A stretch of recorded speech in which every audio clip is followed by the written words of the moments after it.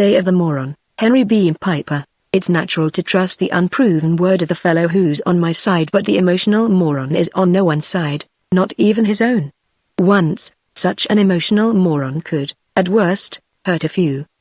But with the mighty, leashed forces man employs now, there were still, in 1968, a few people who were afraid of the nuclear power plant. Oldsters, in whom the term atomic energy produced semantic reactions associated with Hiroshima. Those who saw, in the towering steam column above it, a tempting target for enemy, which still meant Soviet bombers and guided missiles.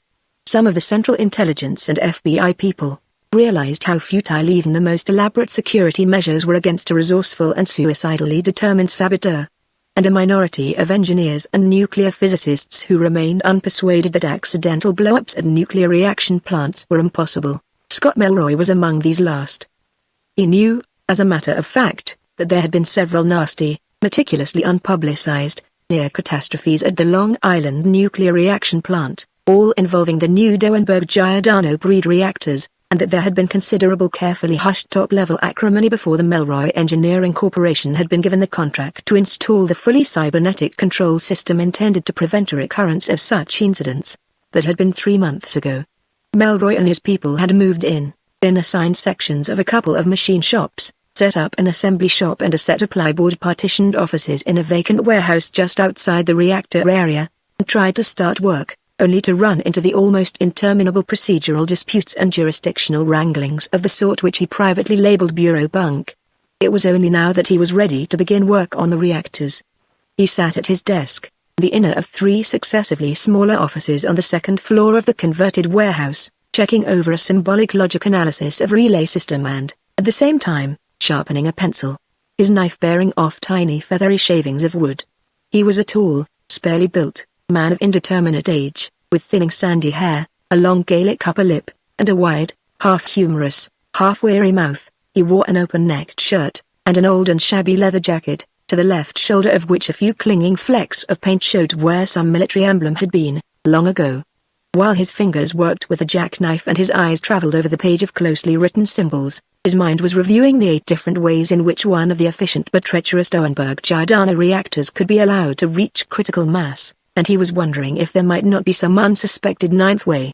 That was a possibility which always lurked in the back of his mind, and lately it had been giving him surrealistic nightmares. Mr. Melroy. The box on the desk in front of him said suddenly, in a feminine voice. Mr. Melroy. Dr. Rives is here. Melroy picked up the handphone, thumbing on the switch. Dr. Rives? He repeated. The psychologist who's subbing for Dr. von Hayden-Reich, the box told him patiently. Oh, yes. Show him in, Melroy said, right away. Mr. Melroy, the box replied. Replacing the handphone, Melroy wondered, for a moment, why there had been a hint of suppressed amusement in his secretary's voice. Then the door opened and he stopped wondering. Dr. Rives wasn't a him, she was a her. A very attractive-looking her, 2 dark hair and eyes, rather long oval features, clear, lightly tanned complexion, bright red lipstick put on with a micrometric exactitude that any engineer could appreciate. She was tall, within 4 inches of his own 6-foot mark, and she wore a black tailored outfit, perfectly plain, which had probably cost around $500 and would have looked severe and mannish except that the figure under it curved and bulged in just the right places and to just the right degree. Melroy rose, laying down knife and pencil and taking his pipe out of his mouth. Good afternoon, he greeted. Dr. von Hayden-Reich gave me quite a favorable account of you as far as it went. He might have included a few more data and made it more so. Won't you sit down? The woman laid her handbag on the desk and took the visitor's chair, impish mirth sparking in her eyes. He probably omitted mentioning that the D is for Doris, she suggested. Suppose I'd been an Englishman with a name like Evelyn or Vivian. Melroy tried to visualize her as a male Englishman named Vivian, gave up, grinned at her. Let this be a lesson, he said. Inferences are to be drawn from objects, descriptions of objects, never from verbal labels. Do you initial your first name just to see how people react when they meet you? Well, no, though that's an amusing and sometimes instructive byproduct. It started when I began contributing to some of the professional journals. There's still a little of what used to be called male sex chauvinism among my colleagues, and some who would be favorably impressed with an article signed D. Warren Rives might snort in contempt at the same article signed Doris Rives. Well, fortunately, Dr. von Hayden-Reich isn't one of those, Melroy said. How is the hair doctor, by the way, and just what happened to him? Miss Starkids merely told me that he'd been injured and was in a hospital in Pittsburgh. The hair doctor got shot, Doris Rives informed him. With a charge of BBs, in a most indelicate portion of his anatomy. He was out hunting, the last day of small game season, and somebody mistook him for a turkey. Nothing really serious, but he's face down in bed, cursing hideously in German, English, Russian, Italian and French, mainly because he's missing deer hunting. I might have known it, Melroy said in disgust. The ubiquitous lame brain with a dangerous mechanism. I suppose he briefed you on what I want done, here? Well, not too completely. I gathered that you want me to give intelligence tests, or aptitude tests, or something of the sort, to some of your employees. I'm not really one of these so-called industrial anthropologists, she explained. Most of my work, for the past few years, has been for public welfare organizations, with subnormal persons. I told him that, and he said that was why he selected me. He said one other thing. He said, I used to think Melroy had an obsession about fools. Well, after stopping this load of shot, I'm beginning to think it's a good subject to be obsessed about. Melroy nodded. Obsession will probably do. Phobia would be more exact. I'm afraid of fools, and the chance that I have one working for me, here, affects me like having a cobra crawling around my bedroom in the dark. I want you to locate any who might be in a gang of new men I've had to hire, so that I can get rid of them. And just how do you define the term fool, Mr. Melroy? She asked. Remember, it has no standard meaning.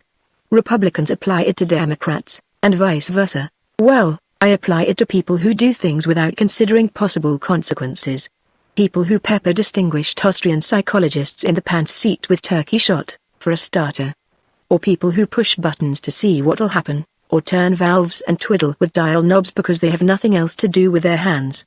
Or shoot insulators off power lines to see if they can hit them. People who don't know it's loaded. People who think warning signs are purely ornamental. People who play practical jokes. People who, I know what you mean. Just day before yesterday, I saw a woman toss a cocktail into an electric heater. She didn't want to drink it, and she thought it would just go up in steam. The result was slightly spectacular. Next time, she won't do that. She'll probably throw her drink into a lead ladle, if there's one around. Well, on a statistical basis, I'd judge that I have 3 or 4 such dud rounds among this new gang I've hired.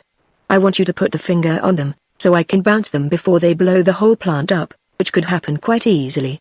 That, Doris Rives said, is not going to be as easy as it sounds. Ordinary intelligence testing won't be enough. The woman I was speaking of has an IQ well inside the meaning of normal intelligence. She just doesn't use it, sure. Melroy got a thick folder out of his desk and handed it across. Hayden-Reich thought of that, too. He got this up for me, about 5 years ago. The intelligence test is based on the new French sheet test for mentally deficient criminals.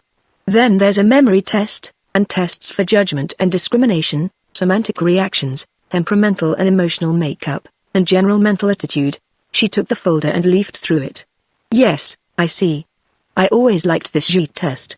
And this memory test is a honey 1 hen, 2 ducks, 3 squawking geese, 4 corpulent porpoises, 5 limerick oysters, 6 pairs of Don Alfonso tweezers. I'd like to see some of these memory course boys trying to make visual images of 6 pairs of Don Alfonso tweezers. And I'm going to make a copy of this word association list. It's really a semantic reaction test. Korzybski would have loved it. And, of course, our old friend, the Rorschach ink blots. I've always harbored the impious suspicion that you can prove almost anything you want to with that. But these question suggestions for personal interview are really crafty. Did Hayden-Reich get them up himself? Yes. And we have stacks and stacks of printed forms for the written portion of the test, and big cards to summarize each subject on. And we have a disc recorder to use in the oral tests. There'll have to be a pretty complete record of each test, in case.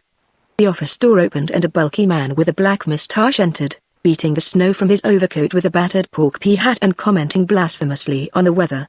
He advanced into the room until he saw the woman in the chair beside the desk, and then started to back out. Come on in, Sid, Melroy told him. Dr. Rives, this is our general foreman, Sid Keating. Sid, Dr. Rives, the new dimwit detector. Sid's in direct charge of personnel. He continued, so you two'll be working together quite a bit. Glad to know you, Doctor. Keating said. Then he turned to Melroy. Scott, you're really going through with this, then? He asked. I'm afraid we'll have trouble, then. Look, Sid, Melroy said. We've been all over that. Once we start work on the reactors, you and Ned Bueria and Joe Ritchie and Steve Chalmers can't be everywhere at once. A cybernetics system will only do what it's been assembled to do, and if some quarter-wit assembles one of these things wrong. He left the sentence dangling. Both men knew what he meant. Keating shook his head. This union's going to bawl like a branded calf about it, he predicted. And if any of the dear sirs and brothers get washed out, that sentence didn't need to be completed, either. We have a right, Melroy said, to discharge any worker who is, quote, of unsound mind, deficient mentality or emotional instability, unquote. It says so right in our union contract, in nice big print. Then they'll claim the tests are wrong. I can't see how they can do that, Doris Rives put in, faintly scandalized. Neither can I, and they probably won't either, Keating told her. But they'll go ahead and do it. Why, Scott, they're pulling their number 1 Doenberg Giordano, tonight. By 0800, it ought to be cool enough to work on. Where will we hold the tests? Here? We'll have to, unless we can get Dr. Rives security cleared. Melroy turned to her. Were you ever security cleared by any government agency? Oh, yes. I was with Armed Forces Medical, Psychiatric Division, in Indonesia in 62 and 63. I did some work with mental fatigue cases at Tonto Basin Research Establishment in 64. Melroy looked at her sharply.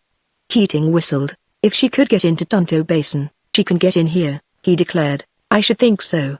I'll call Colonel Bradshaw, the security officer. That way, we can test them right on the job, Keating was saying. Take them in relays. I'll talk to Ben about it, and we'll work up some kind of a schedule. He turned to Doris Rives. You'll need a wrist geiger, and a dosimeter. We'll furnish them, he told her. I hope they don't try to make you carry a pistol, too. A pistol? For a moment, she must have thought he was using some technical jargon term, and then it dawned on her that he wasn't. You mean? She cocked her thumb and crooked her index finger. Yeah. A rod. Roscoe. The equalizer. We all have to. He half lifted one out of his side pocket. We're all United States Deputy Marshals. They don't bother much with counter-espionage here, but they don't fool when it comes to counter-sabotage. Well, I'll get an order cut and posted. Be seeing you, Doctor. You think the Union will make trouble about these tests? She asked, after the general foreman had gone out. They're sure to, Melroy replied. Here's the situation.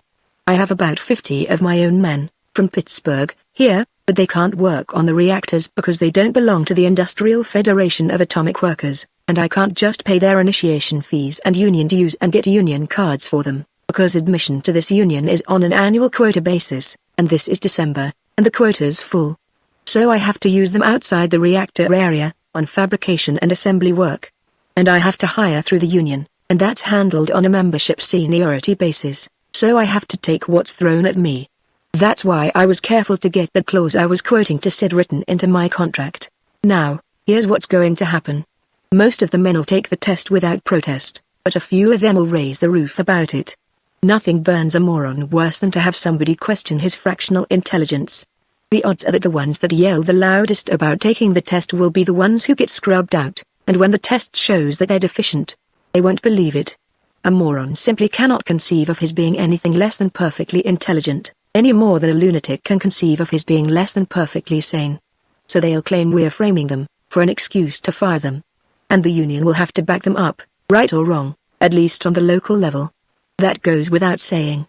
In any dispute, the employer is always wrong and the worker is always right, until proven otherwise. And that takes a lot of doing, believe me. Well, if they're hired through the union, on a seniority basis, wouldn't they be likely to be experienced and competent workers? She asked. Experienced, yes. That is, none of them has ever been caught doing anything downright calamitous. Yet, Melroy replied. The moron I'm afraid of can go on for years, doing routine work under supervision, and nothing'll happen. Then, someday, he does something on his own lame-brained initiative, and when he does, it's only at the whim of whatever gods there be that the result isn't a wholesale catastrophe. And people like that are the most serious threat facing our civilization today, atomic war not excepted. Dr. Doris Rives lifted a delicately penciled eyebrow over that. Melroy, pausing to relight his pipe, grinned at her. You think that's the old obsession talking? He asked. Could be. But look at this plant, here. It generates every kilowatt of current used between Trenton and Albany, the New York metropolitan area included. Except for a few little storage battery or diesel generator systems that couldn't handle 1/10% of the barest minimum load, it's been the only source of electric current here since 1962, when the last coal-burning power plant was dismantled. Knock this plant out and you darken every house and office and factory and street in the area. You immobilize the elevators. Think what that would mean in Lower and Midtown Manhattan alone. And the subways. And the new endless belt conveyors that handle 80% of the city's freight traffic. And the railroads. There aren't a dozen steam or diesel locomotives left in the whole area. And the pump stations for water and gas and fuel oil. And 70% of the space heating is electric, now. Why, you can't imagine what it'd be like. It's too gigantic. But what you can imagine would be a nightmare. You know, it wasn't so long ago, when every home lighted and heated itself, and every little industry was a self-contained unit, that a fool couldn't do great damage unless he inherited the throne or was placed in command of an army, and that didn't happen nearly as often as our leftist social historians would like us to think. But today, everything we depend upon is centralized, and vulnerable to blunder damage. Even our food. Remember the poisoned soft drink horror in Chicago, in 1963? 3,000 hospitalized and 600 dead because of one man's stupid mistake at a bottling plant. He shook himself slightly, as though to throw off some shadow that had fallen over him, and looked at his watch. 1600. How did you get here? Fly your own plane? No, I came by TWA from Pittsburgh. I have a room at the new Midtown City Hotel, on 47th Street. I had my luggage sent on there from the airport and came out on the Long Island subway. Fine. I have a room at Midtown City. Myself, though I sleep here about half the time. He nodded toward a door on the left. Suppose we go in and have dinner together. This cafeteria, here, is a horrible place. It's run by a dietitian instead of a chef, and everything's so white enamel antiseptic that I swear I smell belladonic thiol ointment every time I go in the place. Wait here till I change clothes. At the Long Island plant, no one was concerned about espionage. Neither the processes nor the equipment used there were secret, but the counter-sabotage security was fantastically thorough. Every person or scrap of material entering the reactor area was searched. The life history of every man and woman employed there was known back to the cradle. A broad highway encircled it outside the fence, patrolled night and day by 20 General Stuart cavalry tanks. There were 1,000 soldiers, and 300 Atomic Power Authority police, and only God knew how many FBI and Central Intelligence undercover agents. Every supervisor and inspector and salaried technician was an armed United States deputy marshal. And nobody, outside the Department of Defense, knew how much radar and counter-rocket and fighter protection the place had. The air defense zone extended from Boston to Philadelphia and as far inland as Wilkes-Barre, Pennsylvania. The Long Island nuclear power plant, Melroy thought, had all the invulnerability of Achilles and no more. The 6 new Dauenberg Giordano breed reactors clustered in a circle inside a windowless concrete building at the center of the plant. Beside their primary purpose of plutonium production, they furnished heat for the seawater distillation and chemical extraction system, processing the water that was run through the steam boilers at the main power reactors, condensed, redistilled, and finally pumped, pure, into the water mains of New York. Safe outside the shielding, in a corner of a high-ceilinged room, was the plyboard screened on-the-job office of the Melroy Engineering Corporation's timekeepers and foremen. Beyond, along the far wall, were the washroom and locker room and lunchroom of the workmen, 60 or 70 men, mostly in white coveralls and all wearing identification badges and carrying dosimeters in their breast pockets and midget gauges strapped to their wrists, were crowded about the bulletin board in front of the makeshift office. There was a hum of voices, some perplexed or angry, but mostly good-humored and bantering. As Melroy and Doris Rives approached, the talking died out and the men turned.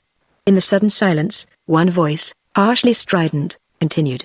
Do they think this is, anyhow? We don't have to take none of that. Somebody must have nudged the speaker, trying without success to hush him. The bellicose voice continued, and Melroy spotted the speaker short, thick-set, his arms jutting out at an angle from his body, his heavy features soured with anger, like we was a lot of half-wits, or nuts. Awesome. Well, we don't have to stand for this. They ain't got no right. Doris Rives clung tighter to Melroy's arm as he pushed away for himself and her through the crowd and into the temporary office. Inside, They were met by a young man with a deputy marshal's badge on his flannel shirt and a .38 revolver on his hip. "Bonjour, Dr. Rives," Melroy introduced. "Who's the mouthy character outside?" "One of the roustabouts, name's Boris," Burier replied. "Washroom lawyer," Melroy nodded. "You always get one or two like that. How are the rest taking it?" Burier shrugged. "About how you'd expect. A lot of kidding about who's got any intelligence to test. Boris seems to be the only one who's trying to make an issue out of it." "Well, what are they doing ganged up here?" Melroy wanted to know. "It's past 0800, why aren't they at work? Reactors still too hot. Temperature and radioactivity both too high, radioactivity's still up around 800 rems. Well, then, we'll give them all the written portion of the test together, and start the personal interviews and oral tests as soon as they're through." He turned to Doris Rives. "Can you give all of them the written test together?" he asked. "And can Ben help you distributing forms, timing the test, seeing that there's no fudging, and collecting the forms when they're done?" "Oh, yes, all they'll have to do is follow the printed instructions." She looked around. "I'll need a desk, and an extra chair for the interview subject, right over here, Doctor," Burier said. "And here are the forms and cards, and the sound recorder, and blank sound discs." "Yes," Melroy added. "Be sure you get recording of every interview and oral test, you may need them for evidence." He broke off as a man in white coveralls came pushing into the office. He was a scrawny little fellow with a wide, loose-lipped mouth and a protuberant Adam's apple. Beside his identity badge, he wore a 2-inch celluloid button lettered, IFAW Steward. "Want to use the phone," he said. "Union business." Melroy gestured toward a telephone on the desk beside him. The newcomer shook his head, twisting his mouth into a smirk. "Not that one, the one with the whisper mouthpiece," he said. "This is private union business." Melroy shrugged and indicated another phone. The man with the union steward's badge picked it up, dialed, and held a lengthy conversation into it, turning his head away in case Melroy might happen to be a lip reader. Finally he turned. "Mr. Crandall wants to talk to you," he said, grinning triumphantly. The phone extended to Melroy. The engineer picked up another phone, snapping a button on the base of it. "Melroy here," he said. Something on the line started going beep beep beep softly. "Crandall, Executive Secretary, IFAW," the man on the other end of the line identified himself. "Is there a recorder going on this line?" "Naturally," Melroy replied. "I record all business conversations, office routine." "Mr. Melroy, I've been informed that you propose forcing our members in your employ to submit to some kind of a mental test. Is that correct?" "Not exactly. I'm not able to force anybody to submit to anything against his will. If anybody objects to taking these tests, he can say so, and I'll have his time made out and pay him off. That's the same thing. A threat of dismissal is coercion, and if these men want to keep their jobs they'll have to take this test." "Well, that's stated more or less correctly," Melroy conceded. "Let's just put it that taking and passing this test is a condition of employment. My contract with your union recognizes my right to establish standards of intelligence. That's implied by my recognized right to dismiss any person of unsound mind, deficient mentality or emotional instability. Psychological testing is the only means of determining whether or not a person is classifiable in those terms. Then, in case the test purports to show that one of these men is, let's say, mentally deficient, you intend dismissing him? With the customary 2 weeks severance pay?" "Yes." "Well, if you do dismiss anybody on those grounds, the union will have to insist on reviewing the grounds for dismissal. My contract with your union says nothing whatever about any right of review being reserved by the union in such cases. Only in cases of disciplinary dismissal, which this is not. I take the position that certain minimum standards of intelligence and mental stability are essentials in this sort of work, just as, say, certain minimum standards of literacy are essential in clerical work. Then you're going to make these men take these tests, whatever they are, if they want to work for me?" "Yes." "And anybody who fails to pass them will be dropped from my payroll. And who's going to decide whether or not these men have successfully passed these tests?" Crandall asked. "You? Good Lord, no. I'm an electronics engineer, not a psychologist. The tests are being given, and will be evaluated, by a graduate psychologist, Dr. D. Warren Rives, who has a diploma from the American Board of Psychiatry and Neurology and is a member of the American Psychological Association.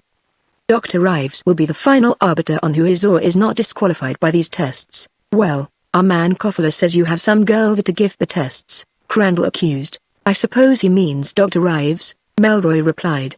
I can assure you, she is an extremely competent psychologist. However, she came to me most highly recommended by Dr. Carl von Hayden-Reich, who is not inclined to be careless with his recommendations. Well, Mr. Melroy, we don't want any more trouble with you than we have to have, Crandall told him. But we will insist on reviewing any dismissals which occur as a result of these tests. You can do that. I'd advise, first, that you read over the contract you signed with me. Get a qualified lawyer to tell you what we've agreed to and what we haven't. Was there anything else you wanted to talk about? No? Then good morning, Mr. Crandall. He hung up. All right, let's get on with it, he said. Ben, get them into the lunchroom. There are enough tables and benches in there for everybody to take the written test in 2 relays. The union's got to be represented while these tests is going on, the union steward announced. Mr. Crandall says I'm to stay here and watch what you do to these guys. This man working for us? Melroy asked Pure. Yes. Koffler, Julius. Electrical fitter, Joe Ritchie's gang. All right. See to it that he gets placed in the first relay for the written test, and gets first turn for the orals. That way he can spend the rest of his time on duty here for the union, and will know in advance what the test is like. He turned to Koffler. But understand this. You keep your mouth out of it. If you see anything that looks objectionable, make a note of it, but don't try to interfere. The written tests, done on printed forms, required about 20 minutes. Melroy watched the process of oral testing and personal interviewing for a while, then picked up a big flashlight and dropped it into his overcoat pocket, preparatory to going out to inspect some equipment that had been assembled outside the reactor area and brought in. As he went out, Koffler was straddling a chair, glowering at Doris Rives and making occasional ostentatious notes on a pad. For about an hour, he poked around the newly assembled apparatus, checking the wiring, and peering into it. When he returned to the temporary office, the oral testing was still going on. Koffler was still on duty as watcher for the union, but the sport had evidently pulled on him, for he was now studying a comic book. Melroy left the reactor area and returned to the office in the converted area. During the mid-afternoon, somebody named Layton called him from the Atomic Power Authority Executive Office, wanting to know what was the trouble between him and the IFAW and saying that a protest against his alleged high-handed and arbitrary conduct had been received from the union. Melroy explained, at length. He finished, you people have 20 Stuart tanks, and a couple of thousand soldiers and cops and undercover men, here, guarding against sabotage. Don't you realize that a workman who makes stupid or careless or impulsive mistakes is just as dangerous to the plant as any saboteur? If somebody shoots you through the head, it doesn't matter whether he planned to murder you for a year or just didn't know the gun was loaded, you're as dead one way as the other. I should think you'd thank me for trying to eliminate a serious source of danger. Now, don't misunderstand my position, Mr. Melroy, the other man hastened to say. I sympathize with your attitude, entirely. But these people are going to make trouble. If they do, it'll be my trouble. I'm under contract to install this cybernetics system for you. You aren't responsible for my labor policy, Melroy replied. Oh, have you had much to do with this man Crandall, yourself? Have I had? Layton sputtered for a moment. I'm in charge of personnel, here, makes me his top priority target, all the time. Well, what sort of a character is he, anyhow? When I contracted with the IFAW, my lawyer and the lawyer handled everything. I never even met him. Well, he has his job to do, the same as I have, Layton said. He does it conscientiously. But it's like this, anything a workman tells him is the truth, and anything an employer tells him is a dirty lie. Until proven differently, of course, but that takes a lot of doing. And he goes off half-cocked a lot of times. He doesn't stop to analyze situations very closely. That's what I was afraid of. Well, you tell him you don't have any control over my labor relations. Tell him to bring his gripes to me. At 16:30, Doris Rives came in, finding him still at his desk. I have the written tests all finished, and I have about 20 of the tests and interviews completed, she said. I'll have to evaluate the results, though.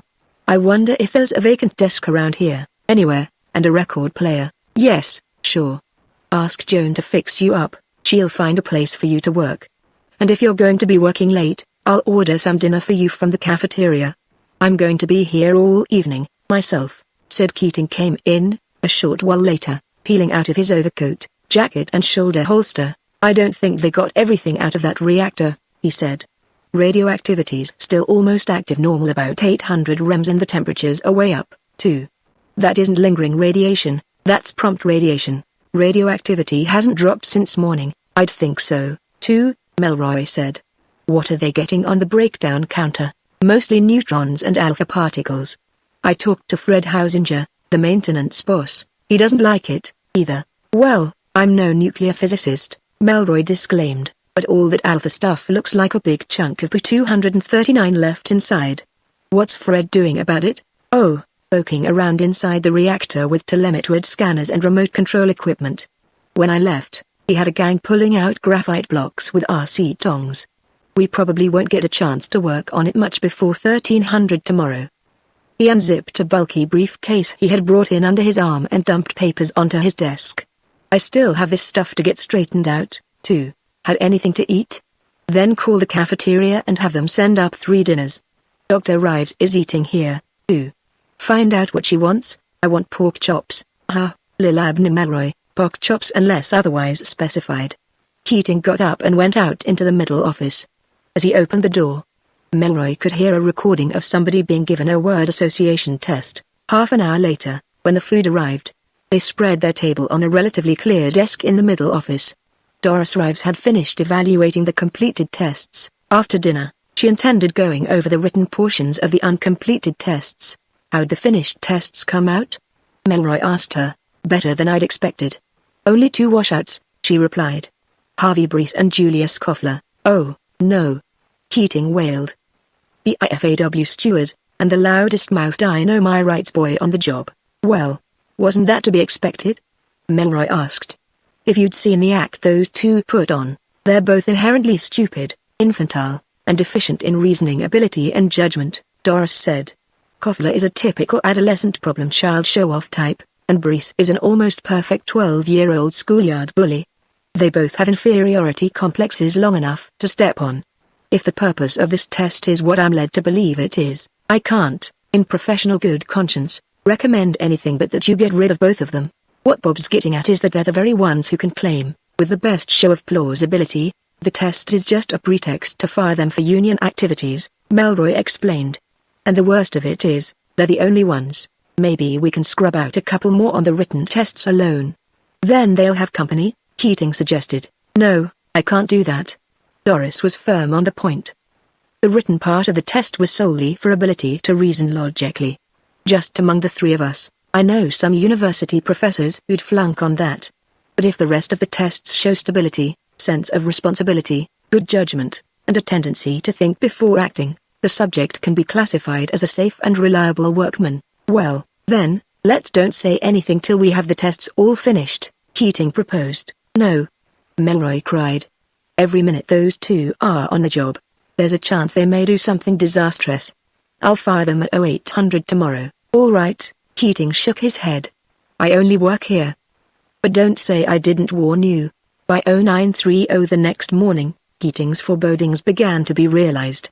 The first intimation came with a phone call to Melroy from Crandall, who accused him of having used the psychological tests as a fraudulent pretext for discharging Koffler and Brees for union activities. When Melroy rejected his demand that the 2 men be reinstated, Crandall demanded to see the records of the tests. They're here at my office, Melroy told him. You're welcome to look at them, and hear recordings of the oral portions of the tests. But I'd advise you to bring a professional psychologist along, because unless you're a trained psychologist yourself, they're not likely to mean much to you. Oh, sure. Crandall retorted.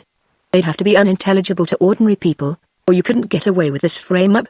Well, don't worry, I'll be along to see them. Within 10 minutes, the phone rang again. This time it was Layton, the Atomic Power Authority man. We're much disturbed about this dispute between your company and the IFAW, he began. Well, frankly, so am I, Melroy admitted.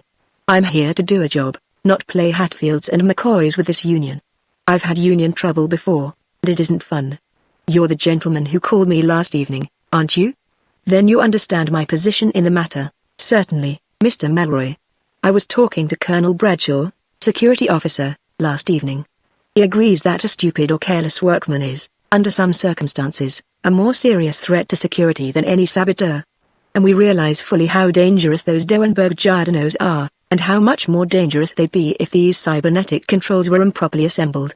But this man Crandall is talking about calling a strike. Well, let him. In the first place, it'd be against me, against the Atomic Power Authority. And, in the second place, if he does and it goes to federal mediation, his demand for the reinstatement of those men will be thrown out, and his own organization will have to disavow his action, because he'll be calling the strike against his own contract. Well, I hope so. Layton's tone indicated that the hope was rather dim. I wish you luck, you're going to need it. Within the hour, Crandall arrived at Melroy's office. He was a young man. He gave Melroy the impression of having recently seen military service, probably in the Indonesian campaign of 62 and 63. He also seemed a little cocky and oversure of himself. Mr. Melroy, we're not going to stand for this, he began, as soon as he came into the room. You're using these so-called tests as a pretext for getting rid of Mr. Koffler and Mr. Brees because of their legitimate union activities. Who gave you that idea? Melroy wanted to know. Koffler and Brees. That's the complaint they made to me, and it's borne out by the facts, Crandall replied. We have on record at least half a dozen complaints that Mr. Koffler has made to us about different unfair work assignments, improper working conditions, inequities in allotting overtime work, and other infractions of union shop conditions, on behalf of Mr. Brees. So you decided to get rid of both of them, and you think you can use this clause in our contract with your company about persons of deficient intelligence. The fact is, you're known to have threatened on several occasions to get rid of both of them. I am? Melroy looked at Crandall curiously, wondering if the latter were serious, and deciding that he was. You must believe anything those people tell you. Well, they lied to you if they told you that. Naturally that's what you'd say, Crandall replied. But how do you account for the fact that those two men, and only those two men, were dismissed for alleged deficient intelligence? The tests aren't all made, Melroy replied. Until they are, you can't say that they are the only ones disqualified. And if you look over the records of the tests, you'll see where Koffler and Brees failed and the others passed. Here. He laid the pile of written test forms and the summary and evaluation sheets on the desk. Here's Koffler's, and here's Brees. These are the ones of the men who passed the test. Look them over if you want to.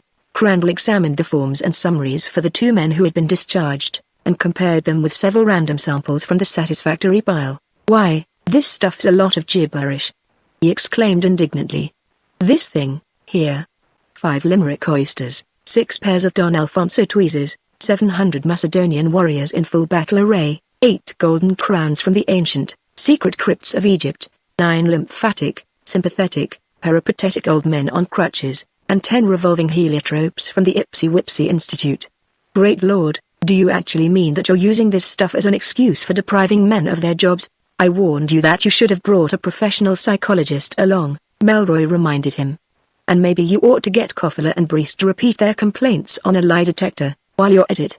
They took the same tests, in the same manner, as any of the others. They just didn't have the mental equipment to cope with them and the others did. And for that reason, I won't run the risk of having them working on this job. That's just your word against theirs, Crandall insisted obstinately.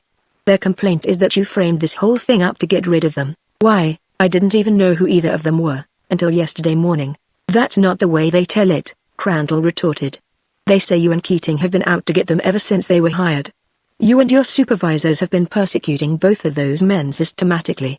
The fact that Brees has had grounds for all these previous complaints proves that. It proves that Brees has a persecution complex, and that Koffler's credulous enough to believe him, Melroy replied. And that tends to confirm the results of the tests they failed to pass. Oh, so that's the line you're taking.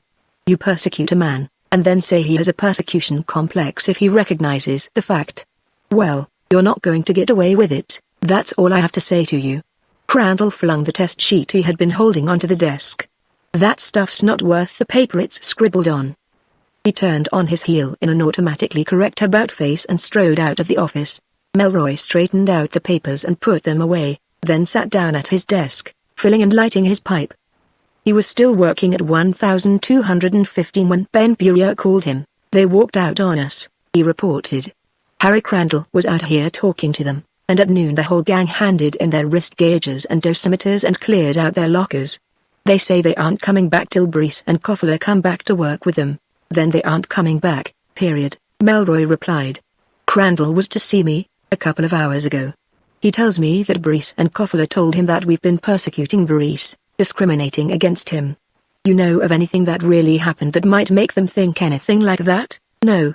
Brees is always yelling about not getting enough overtime work, but you know how it is. He's just a roustabout, a common laborer. Any overtime work that has to be done is usually skilled labor on this job. We generally have a few roustabouts to help out, but he's been allowed to make overtime as much as any of the others. Will the time records show that? They ought to. I don't know what he and Koffler told Crandall, but whatever it was, I'll bet they were lying. That's all right, then. How's the reactor, now? Hausinger says the count's down to safe limits, and the temperature's down to inactive normal. He and his gang found a big chunk of plutonium, about 1/4 cm, inside. He got it out, all right. Tell Dr. Ives to gather up all her completed or partially completed test records and come out to the office. You and the others stay on the job. We may have some men for you by this afternoon, tomorrow morning certainly. He hung up, then picked up the communicator phone and called his secretary. Joan, is Sid Keating out there? Send him in, will you? Keating, when he entered, was wearing the lugubriously gratified expression appropriate to the successful prophet of disaster. All right, Cassandra, Melroy greeted him. I'm not going to say you didn't warn me. Look. This strike is illegal. It's a violation of the Federal Labor Act of 1958, being called without due notice of intention, without preliminary negotiation, and without 2 weeks' time allowance. They're going to claim that it isn't a strike. They're going to call it a spontaneous work stoppage. I hope I can get Crandall on record to that effect. I'll fire every one of those men for leaving their work without permission and absence from duty without leave. How many of our own men, from Pittsburgh, do we have working in these machine shops and in the assembly shop here? About 60, 63. Why? You're not going to use them to work on the reactor, are you? I just am. They're all qualified cybernetics technicians. They can do this work better than this gang we've had to hire here. Just to be on the safe side, I'm promoting all of them, as of 0800 this morning, to assistant gang foreman, on salaries. That'll take them outside union jurisdiction, but how about our contract with the IFAW? That's been voided, by Crandall's own act, in interfering with the execution of our contract with the Atomic Power Authority. You know what I think? I think the IFAW front office is going to have to disavow this. It'll hurt them to do it, but they'll have to. Crandall's put them in the middle on this. How about security clearance for our own men? Nothing to that, Melroy said. Most of them are security cleared, already, from the work we did installing that counter-rocket control system on the USS Alaska, and the work we did on that symbolic logic computer for the Philadelphia project. It may take all day to get the red tape unwound, but I think we can be ready to start by 0800 tomorrow. By the time Keating had rounded up all the regular Melroy Engineering Corporation employees and Melroy had talked to Colonel Bradshaw about security clearance, it was 1,430. A little later, he was called on the phone by Layton, the Atomic Power Authority man. Melroy, what are you trying to do?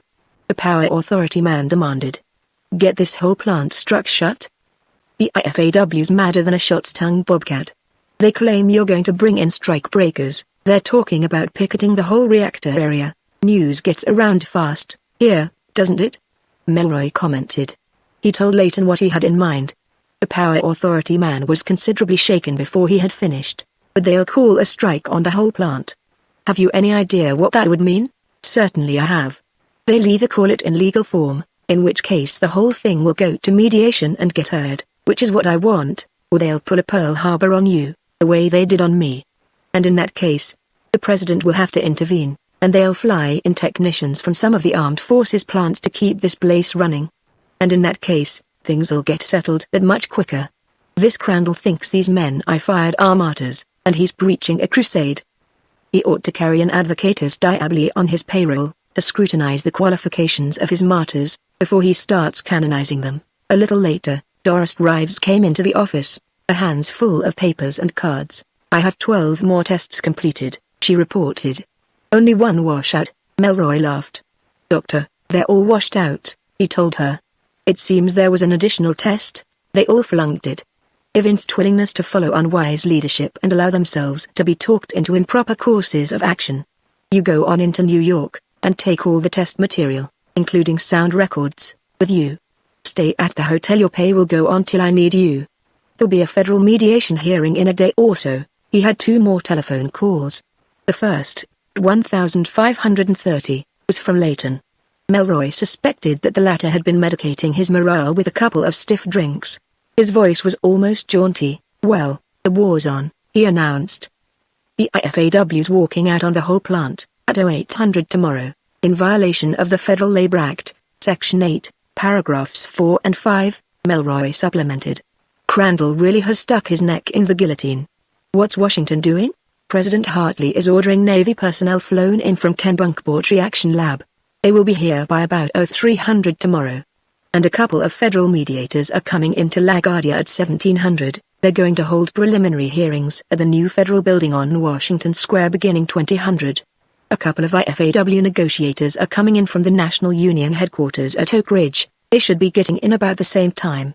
You'd better be on hand, and have Dr. Rives there with you. There's a good chance this thing may get cleared up in a day or so.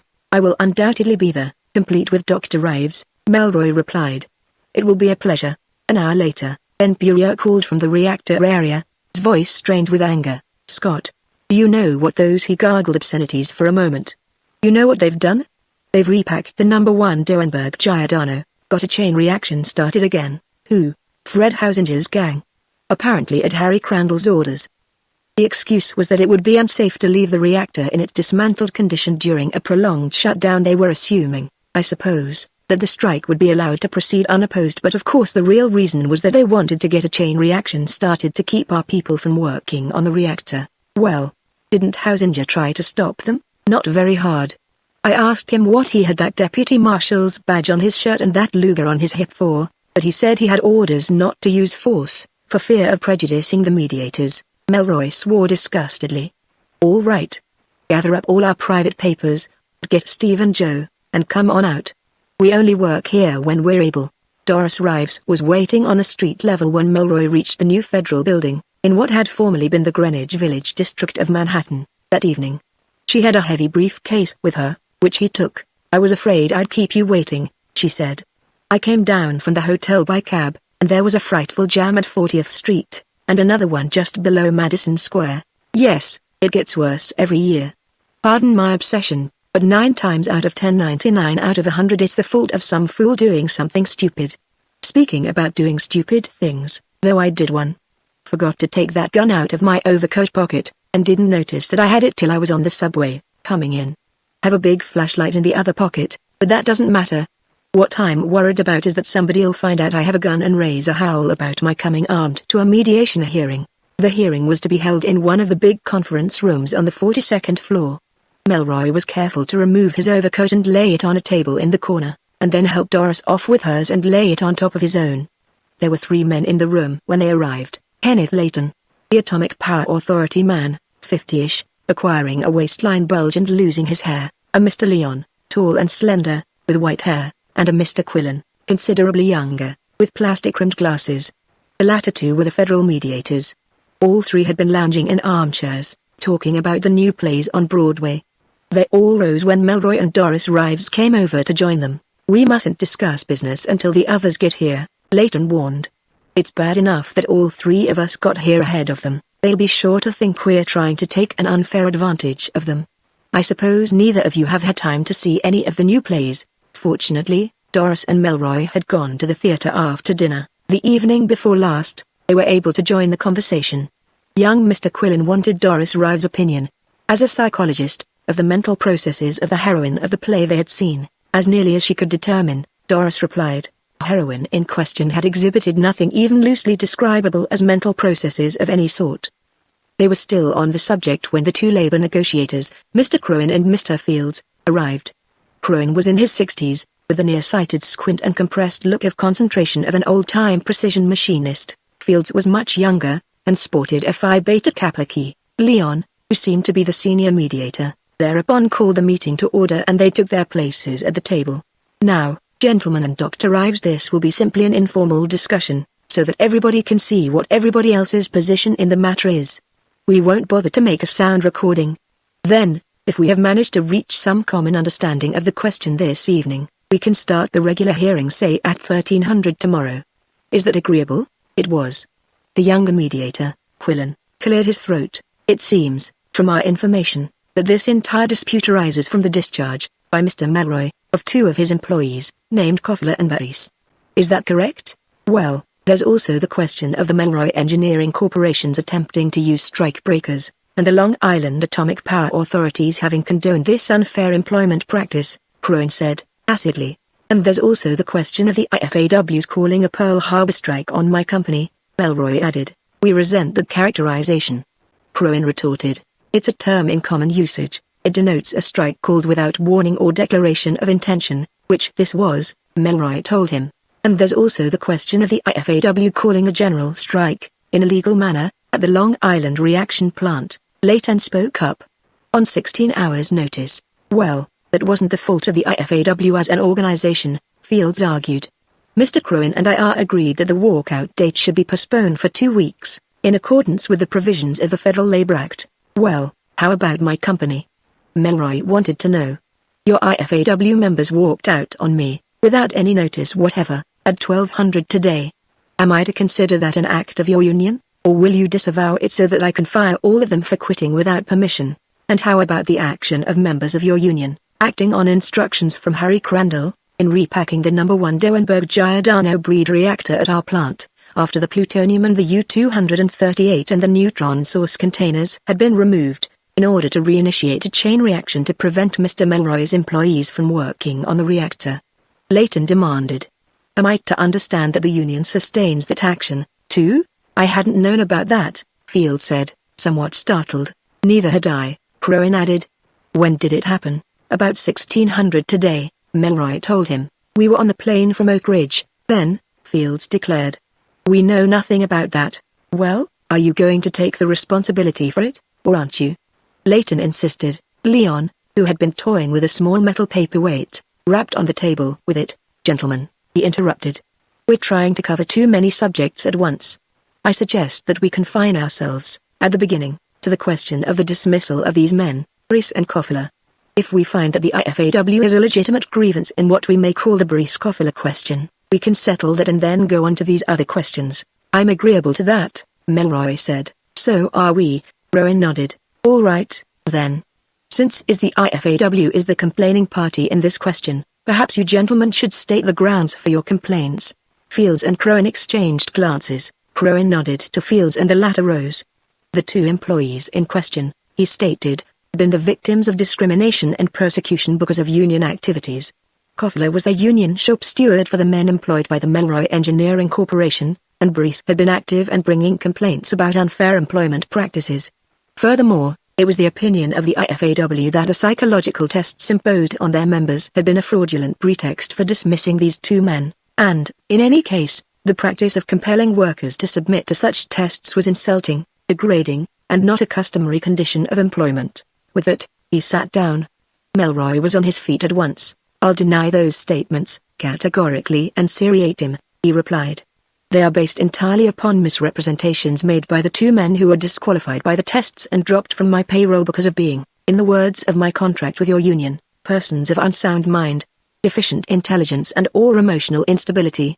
What happened is that your local official, Crandall, accepted everything they told him uncritically, and you accepted everything Crandall told you, in the same spirit. Before I go on, Melroy continued, turning to Leon, have I your permission to let Dr. Rives explain about these tests, herself, and tell how they were given and evaluated? Permission granted by Leon. Doris Rives rose. At some length, she explained the nature and purpose of the tests, and her method of scoring and correlating them. Well, did Mr. Melroy suggest to you that any specific employee or employees of his were undesirable and ought to be eliminated? Fields asked. Certainly not. Doris Rives became angry. And if he had, I'd have taken the first plane out of here. That suggestion is insulting. And for your information, I never met Mr. Melroy day before yesterday afternoon. I am not dependent upon him for anything. I took this job as an accommodation to Dr. Carl von Hayden-Reich, who ordinarily does such work for the Melroy Company, and I'm losing money by remaining here. Does that satisfy you? Yes, it does, Fields admitted. He was obviously impressed by mention of the distinguished Austrian psychologist's name. If I may ask Mr. Melroy a question, I gather that these tests are given to all your employees. Why do you demand such an extraordinary level of intelligence from your employees, even common laborers? Extraordinary? Melroy echoed. If the standards established by those tests are extraordinary, then God help this country, we are becoming a race of morons. I'll leave that statement to Dr. Rives for confirmation. She's already pointed out that all that is required to pass those tests is ordinary adult mental capacity. My company specializes in cybernetic control systems," he continued.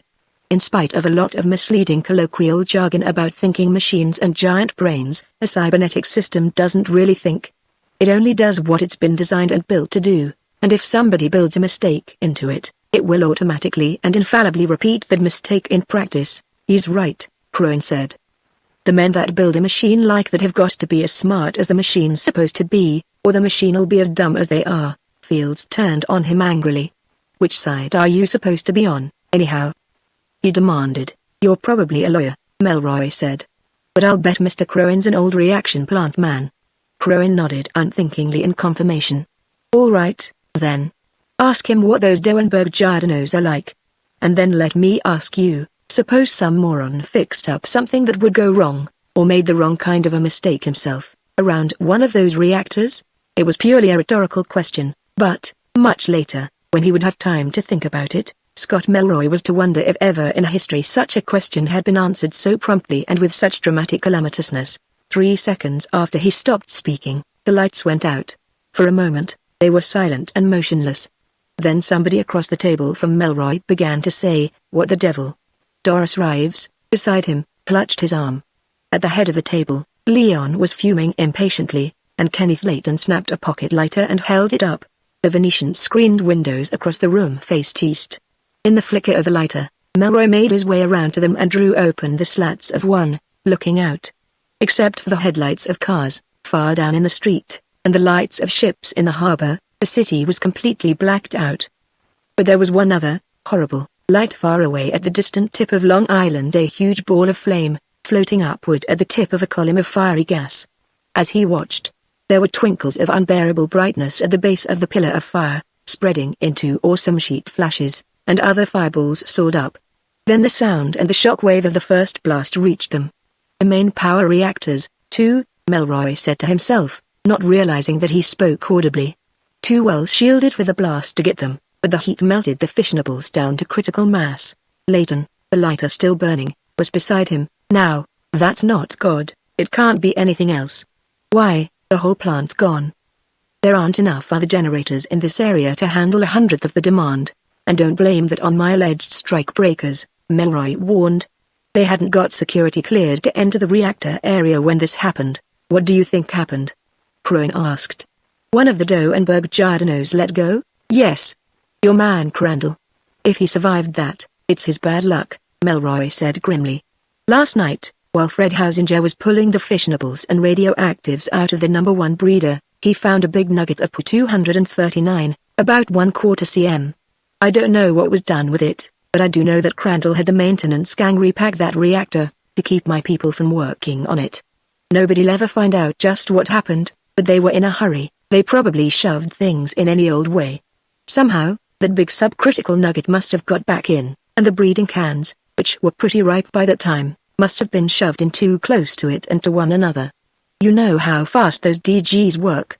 It just took this long to build up CM for a bomb-type reaction. You remember what I was saying before the lights went out? Well, it happened. Some moron, some untested and undetected moron made the wrong kind of a mistake. Too bad about Crandall. He was a good kid, only he didn't stop to think often enough," Crone said. "Well, I guess the strike's off, now, that's one thing. But all those people, out there. Women like Doris Rives was thinking particularly rather than generally and of humans rather than abstractions. It must have killed everybody for miles around. Sid Keating, Melroy thought. And Joe Ritchie, and Ben Puryear, and Steve Chalmers, and all the workmen whom he had brought here from Pittsburgh, to their death. Then he stopped thinking about them. It didn't do any good to think of men who'd been killed, he'd learned that years ago, as a kid second lieutenant in Korea. The people to think about were the millions in Great New York, and up the Hudson Valley to Albany, and as far south as Trenton, caught without light in the darkness, without heat in the dead of winter, without power in subways and skyscrapers and on railroads and interurban lines. He turned to the woman beside him. "Doris, before you could get your Board of Psychiatry and Neurology diploma, you had to qualify as a regular MD, didn't you?" he asked. "Why, yes. Then you'd better report to the nearest hospital. Any doctor at all is going to be desperately needed, for the next day or so." "Me, I still have a reserve major's commission in the Army Corps of Engineers. They're probably calling up reserve officers, with any radios that are still working. Until I hear differently, I'm ordering myself on active duty as of now. He looked around. Anybody know where the nearest Army headquarters is? There's a recruiting station down on the 30-something floor, Quillen said. It's probably closed now, though. Ground Defense Command, Midtown City, Layton said. They have a medical section of their own. They'll be glad to get Dr. Rives, too. Melroy helped her on with her coat and handed her her handbag, then shrugged into his own overcoat and belted it about him, the weight of the flashlight and the automatic sagging the pockets. He'd need both, the gun as much as the light. New York had more than its share of vicious criminals, to whom this power failure would be a perfect devil send. Handing Doris the light, he let her take his left arm. Together, they left the room and went down the hallway to the stairs and the long walk to the darkened street below, into a city that had suddenly been cut off from its very life energy. A city that had put all its eggs in one basket, and left the basket in the path of any blundering foot.